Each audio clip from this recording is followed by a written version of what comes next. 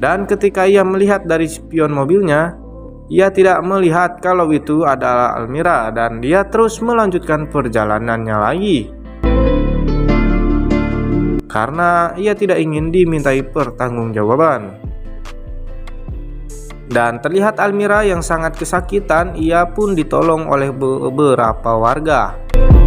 Namun tak sengaja juga di situ ada Andrean melintas di jalan yang sama dan melihat kejadian tersebut. Setelah itu pun Andrean menghampiri Almira dan di situ pun ia berinisiatif untuk membawa Almira ke rumah sakit agar diperiksa. Takutnya ada luka yang cukup parah. Awalnya Almira tidak ingin ikut ke rumah sakit karena ia ingin segera ke tempat yang ditunjukkan oleh warga tersebut dan akan segera mencari anaknya yaitu Raisa. Namun karena terpaksa dan dipaksa oleh Andrean, di situ pun ia menurut dan ikut ke rumah sakit. Singkat cerita, sesampainya di rumah sakit, di situ pun Almira sedang diobati oleh dokter. Dan dokter pun mengatakan harus melakukan ronsen, takutnya ada retakan ataupun patah tulang yang terjadi dengan Almira. Dan di adegan lain juga terlihat ketika Andrean sudah membayar biaya administrasi di kasir dan ia pun segera akan kembali ke ruangan di mana saat ini Almira sedang dirawat. Namun tak sengaja ia ketika melihat di kaca pintu tersebut, ia melihat Zihan berada di sana. Dan alangkah terkejutnya Andrean ketika melihat Zihan bersama Almira. Situ pun Andrean sendiri mengira kalau Almira itu adalah putrinya, yang saat itu Almira sedang dikandung oleh Zihan dan pada saat itu juga ia meninggalkan Zihan. Dan ia mengira kalau Almira itu anak kandungnya. Dan ia pun sangatlah bahagia sekaligus sedih. Andrean terus melihat dari balik pintu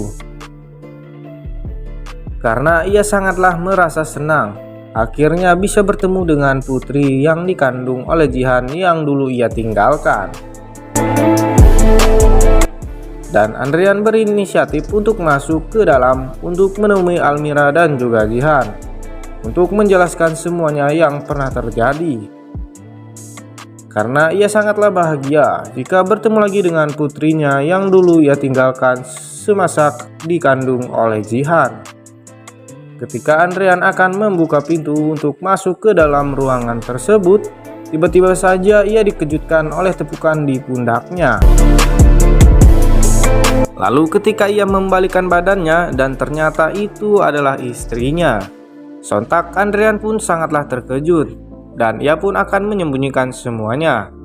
Karena jika istrinya tahu, pastinya istrinya akan marah jika bertemu lagi dengan Zihan ataupun Almira. Istri Andrean pun bertanya kepadanya apa yang dilakukan Andrean di rumah sakit ini.